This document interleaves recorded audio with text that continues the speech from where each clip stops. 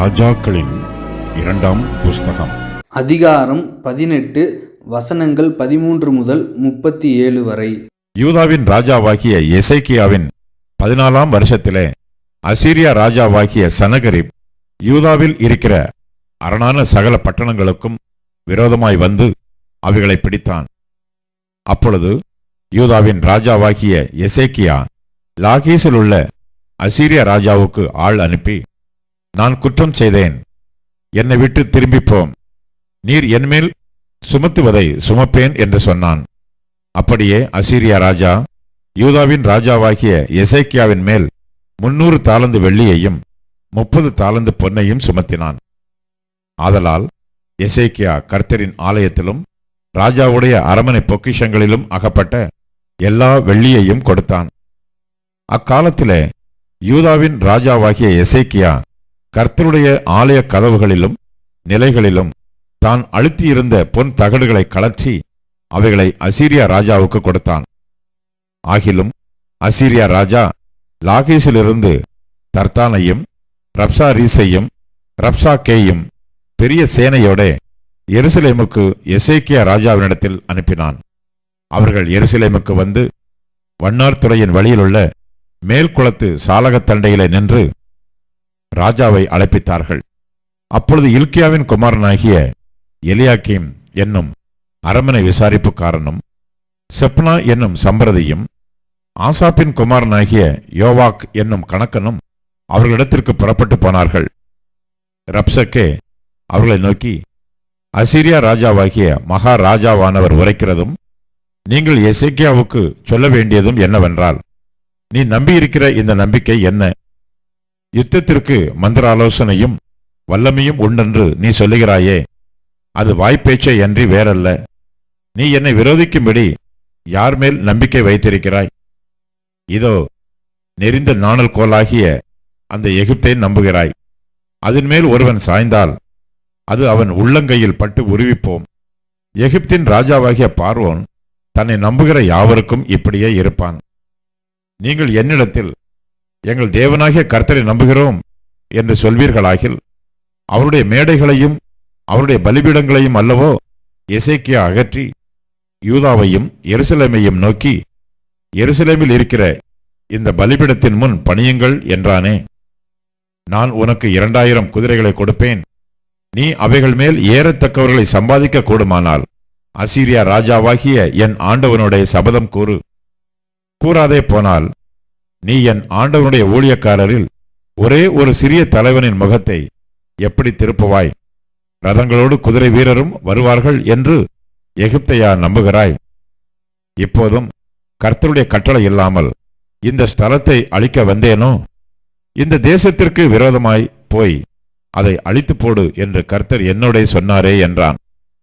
அப்பொழுது இல்க்கியாவின் குமாரன் எலியாக்கீமும் செப்னாவும் யோவாசும் ரப்சக்கேயை பார்த்து, உமது அடியாரோட சீரிய பாஷையிலே பேசும், அது எங்களுக்கு தெரியும். அலங்கத்தில் இருக்கிற ஜனத்தின் செவிகள் கேட்க எங்களோட யூத பாஷையிலே பேச வேண்டாம் என்றார்கள்.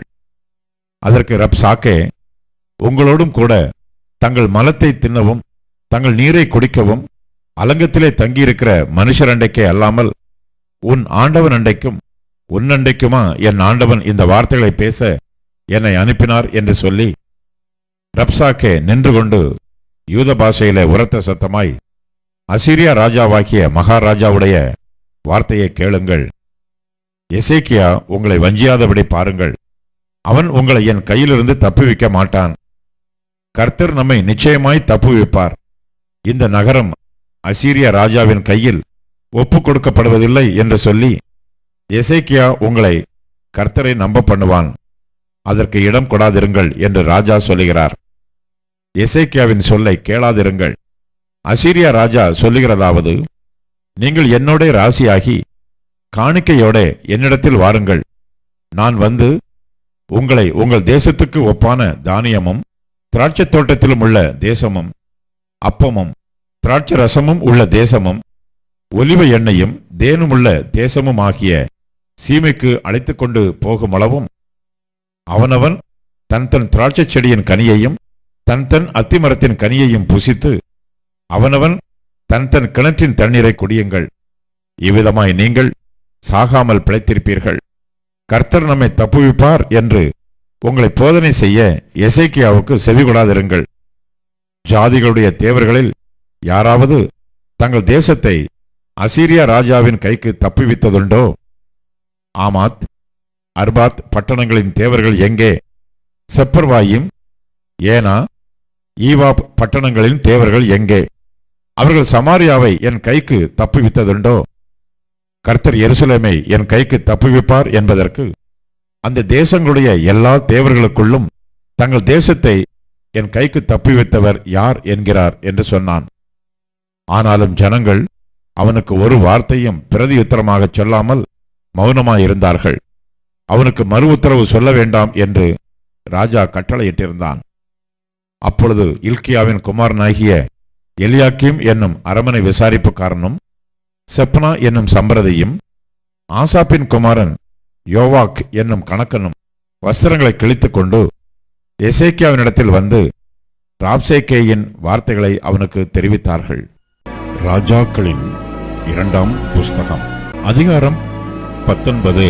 ராஜாவாகிய எசேக்கியா அதை கேட்டபோது தன் வஸ்திரங்களை கிழித்து இரட்டு உடுத்திக் கொண்டு கர்த்தருடைய ஆலயத்தில் பிரவேசித்து அரமனை விசாரிப்புக்காரனாகிய எலியாக்கீமையும் சம்பிரதியாகிய செப்னாவையும் ஆசாரியர்களின் மூப்பரையும் ஆமோத்தின் குமாரனாகிய ஏசாயா என்னும் தீர்க்கதரிசியினிடத்திற்கு இரட்டு உடுத்திக் கொண்டவர்களாக அனுப்பினான். இவர்கள் அவனை நோக்கி, இந்த நாள் நெருக்கமும் கண்டிதமும் தூஷணமும் அனுபவிக்கிற நாள். பிள்ளைப்பேறு நோக்கியிருக்கிறது, பெறவோ பலனில்லை.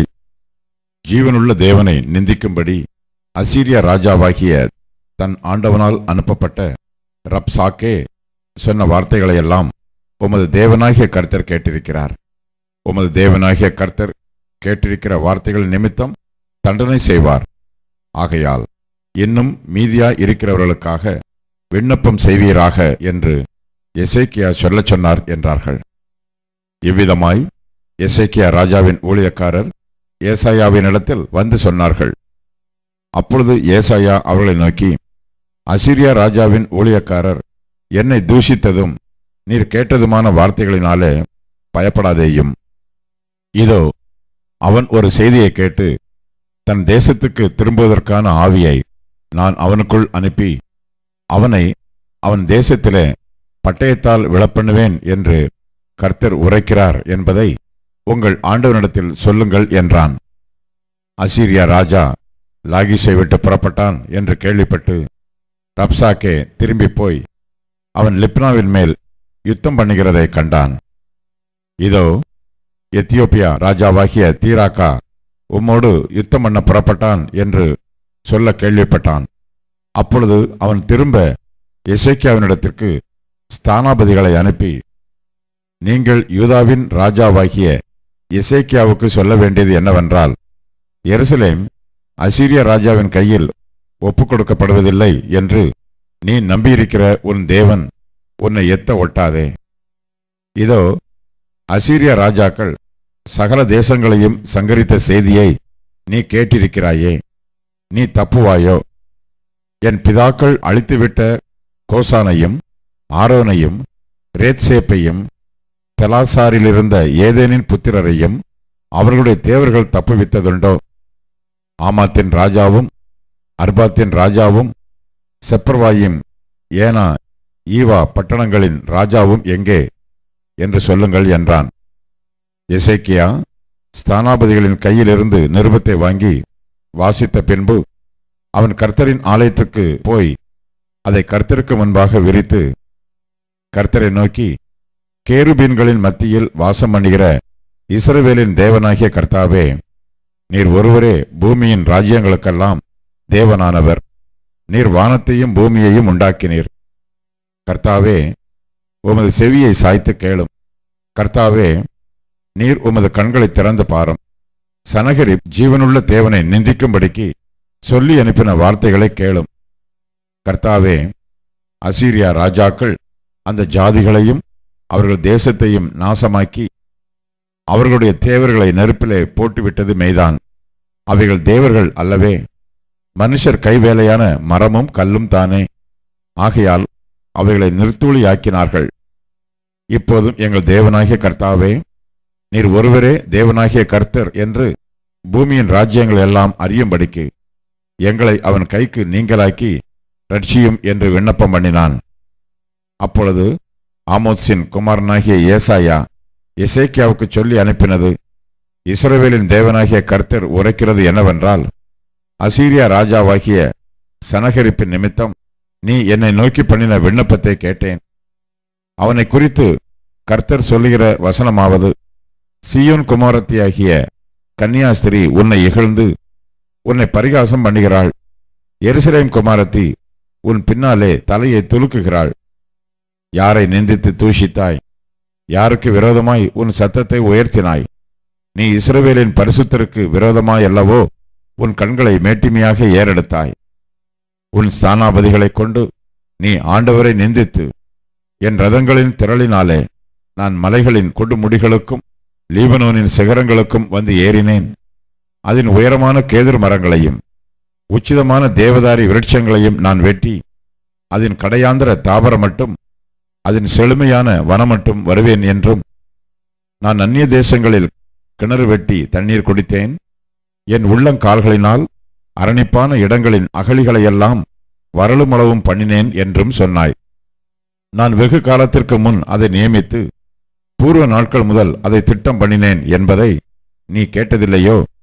இப்பொழுது நீ அரணான பட்டணங்களை பாழான மண்மேடுகள் ஆக்கும்படிக்கு நானே அதை சம்பவிக்க பண்ணினேன். அதனாலே அவைகளின் குடிகள் கை இழைத்தவர்களாகி கலங்கி வெட்கப்பட்டு வெளியின் பூண்டுக்கும் பச்சிலைக்கும் வீடுகளின் மேல் முளைக்கும் புல்லுக்கும் ஓங்கி வளரும் முன் தீந்து போம் பயிருக்கும் சமானமானார்கள். உன் இருப்பையும் உன் போக்கையும் உன் வரவையும் நீ எனக்கு விரோதமாய் கொந்தளிக்கிறதையும் அறிவேன். நீ எனக்கு விரோதமாய் கொந்தளித்து வீரியம் பேசினது என் செவிகளில் ஏறினபடியினால் நான் என் துரட்டை உன் மூக்கிலும் என் கடிவாளத்தை உன் வாயிலும் போட்டு நீ வந்த வழியே உன்னை திருப்பிக் கொண்டு போவேன் என்று அவனை குறித்து சொல்லுகிறார். உனக்கு அடையாளமாய் இருப்பது என்னவென்றால், இந்த வருஷத்திலே தப்பி பயிராகிறதையும் இரண்டாம் வருஷத்திலே தானாய் விளைகிறதையும் சாப்பிடுவீர்கள். மூன்றாம் வருஷத்திலோ விதைத்து அறுத்து திராட்சைத் தோட்டங்களை நாட்டி அவைகளின் கனிகளை புசிப்பீர்கள். யூதா வம்சாத்தாரில் தப்பி மீந்திருக்கிறவர்கள் மறுபடியும் கீழே வேர் பற்றி மேலே கனி கொடுப்பார்கள். மீதியாய் இருக்கிறவர்கள் எருசலேமிலும் தப்பினவர்கள் சீயோன் மலையிலும் இருந்து புறப்படுவார்கள். சேனைகளுடைய கர்த்தரின் வைராக்கியம் இதை செய்யும். ஆகையால் கர்த்தர் அசீரியா ராஜாவை குறித்து, அவன் இந்த நகரத்திற்குள் பிரவேசிப்பதில்லை, இதன் மேல் அம்பு எய்வதும் இல்லை, இதற்கு முன் கேடகத்தோடு வருவதுமில்லை, இதற்கு எதிராக கொத்தளம் போடுவதும் இல்லை. அவன் இந்த நகரத்திற்குள் பிரவேசியாமல் தான் வந்த வழியே திரும்பி போவான். என் நிமித்தமும் என் தாசனாகிய தாவீதின் நிமித்தமும் நான் இந்த நகரத்தை ரட்சிக்கும்படிக்கு இதற்கு ஆதரவாய் இருப்பேன் என்பதை கர்த்தர் உரைக்கிறார் என்று சொல்லி அனுப்பினான். அன்று ராத்திரியில் சம்பவித்தது என்னவென்றால், கர்த்தருடைய தூதன் புறப்பட்டு அசீரியரின் பாளையத்தில் 185,000 பேரை சங்கரித்தான். அதிகாலமே எழுந்திருக்கும் போது இதோ அவர்கள் எல்லாரும் செத்த பிரேதங்களாக கிடந்தார்கள். அப்பொழுது அசீரியா ராஜாவாகிய சனகரிப் பிரயாணப்பட்டு திரும்பி போய் நினிவேயில் இருந்துவிட்டான். அவன் தன் தேவனாகிய நிஸ்ரோகின் கோவிலிலே பணிந்து கொள்ளுகிற போது அவன் குமாரராகிய அத்ரமெலேக்கும் சரேத்சேரும் அவனை பட்டயத்தினால் வெட்டி போட்டு ஆரராத் தேசத்திற்கு தப்பி ஓடிப்போனார்கள். அவன் குமாரனாகிய எசரத்தோன் அவன் பட்டத்திற்கு வந்து அரசாண்டான். நாளாகமத்தின் 2ஆம் புஸ்தகம் அதிகாரம் 32 வசனங்கள் 1 முதல் 23 வரை. இக்காரியங்கள் நடந்தேறி வருகையில் அசீரியா ராஜாவாகிய சனகரிப் வந்து யூதாவுக்குள் பிரவேசித்து அரணான பட்டணங்களுக்கு எதிராக பாளையமிறங்கி அவைகளை தன் வசமாக்கிக் கொள்ள நினைத்தான்.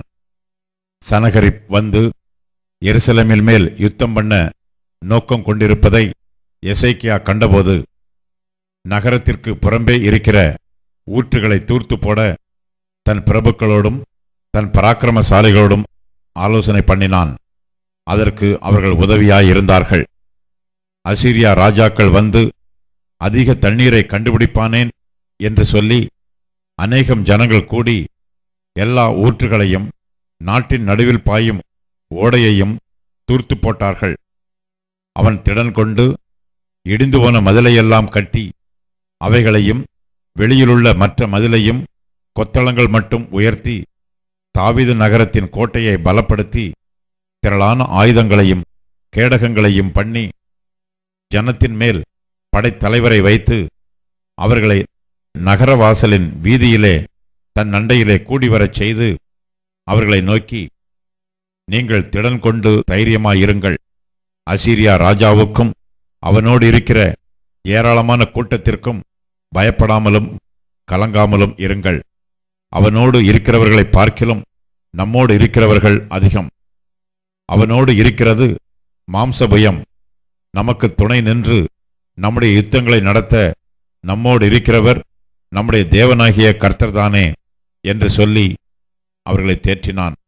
யூதாவின் ராஜாவாகிய எசேக்கியா சொன்ன இந்த வார்த்தைகளின் மேல் ஜனங்கள் நம்பிக்கை வைத்தார்கள். இதன் பின்பு அசீரியா ராஜாவாகிய சனகரிப் தன் முழு சேனையுடன் லாகீசுக்கு எதிராய் முற்றுகை போட்டிருக்கையில் யூதாவின் ராஜாவாகிய எசேக்கியாவிடத்துக்கும் எருசலேமிலுள்ள யூதா ஜனங்கள் யாவரிடத்துக்கும் தன் ஊழியக்காரரை அனுப்பி, அசீரியா ராஜாவாகிய சனகரிப் சொல்லுகிறது என்னவென்றால், முற்றுகை போடப்பட்ட எருசலேமிலே நீங்கள் இருக்கும்படிக்கு நீங்கள் எதிர்மேல் நம்பிக்கையாயிருக்கிறீர்கள். நம்முடைய தேவனாகிய கர்த்தர் நம்மை அசீரியருடைய ராஜாவின் கைக்கு தப்புவிப்பார் என்று எசேக்கியா சொல்லி, நீங்கள் பசியினாலும் தாகத்தினாலும் சாகும்படி உங்களை போதிக்கிறான் அல்லவா? அவருடைய மேடைகளையும் அவருடைய பலிபீடங்களையும் தள்ளிவிட்டவனும் ஒரே பலிபீடத்திற்கு முன்பாக பணிந்து அதன் மேல் தூபம் காட்டுங்கள் என்று யூதாவுக்கும் எருசலேமியருக்கும் சொன்னவனும் அந்த எசேக்கியாதான் அல்லவா? நானும் என் பிதாக்களும் தேசத்து சகல ஜனங்களுக்கும் செய்ததை அறியீர்களோ? அந்த தேசங்களுடைய ஜாதிகளின் தேவர்கள் அவர்கள் தேசத்தை நம்முடைய கைக்கு தப்புவிக்க அவர்களுக்கு பலன் இருந்ததோ? உங்கள் தேவன் உங்களை என் கைக்கு தப்புவிக்க கூடும்படிக்கு என் பிதாக்கள் பாழாக்கின அந்த ஜாதிகளுடைய எல்லா தேவர்களிலும் எவன் தன் ஜனத்தை என் கைக்கு தப்புவிக்க பலவானா இருந்தான்? இப்போதும் எசேக்கியா உங்களை வஞ்சிக்கவும் இப்படி உங்களை போதிக்கவும் இடம் கொடுக்க வேண்டாம். நீங்கள் அவனை நம்பவும் வேண்டாம். ஏனென்றால் எந்த ஜாதியின் தேவனும் எந்த ராஜ்யத்தின் தேவனும் தன் ஜனத்தை என் கைக்கும் என் பிதாக்களின் கைக்கும் தப்புவிக்க கூடாதிருந்ததே. உங்கள் தேவன் உங்களை என் கைக்கு தப்புவிப்பது எப்படி என்கிறார் என்று சொல்லி அவனுடைய ஊழியக்காரர் தேவனாகிய கர்த்தருக்கு விரோதமாகவும் அவருடைய தாசனாகிய எசேக்கியாவுக்கு விரோதமாகவும் பின்னும் அதிகமாய் பேசினார்கள். தேசங்களுடைய ஜாதிகளின் தேவர்கள் தங்கள் ஜனங்களை என் கைக்கு தப்புவிக்காதிருந்தது போல எசேக்கியாவின் தேவனும் தன் ஜனங்களை என் கைக்கு தப்புவிப்பதில்லை என்று இஸ்ரவேலின் தேவனாகிய கர்த்தரை நிந்திக்கவும் அவருக்கு விரோதமாக பேசவும் அவன் நிருபங்களையும் எழுதினான். அவர்கள் அலங்கத்தின் மேல் இருக்கிற எருசலேமின் ஜனங்களை பயப்படுத்தி கலங்க பண்ணி தாங்கள் நகரத்தை பிடிக்கும்படி அவர்களை பார்த்து யூத பாஷையிலே மகா சத்தமாய் கூப்பிட்டு, மனுஷர் கைவேலையினால் செய்யப்பட்டதும் பூச்சக்கரத்து ஜனங்களால் தொழுது கொள்ளப்பட்டதுமாயிருக்கிற தேவர்களை குறித்து பேசுகிற பிரகாரமாக எருசலேமின் தேவனையும் குறித்து பேசினார்கள். இது நிமித்தம் ராஜாவாகிய எசேக்கியாவும் ஆமோத்சின் குமாரனாகிய ஏசாயா தீர்க்கதரிசியும் பிரார்த்தித்து வானத்தை நோக்கி அபயமிட்டார்கள். அப்பொழுது கர்த்தர் ஒரு தூதனை அனுப்பினார்.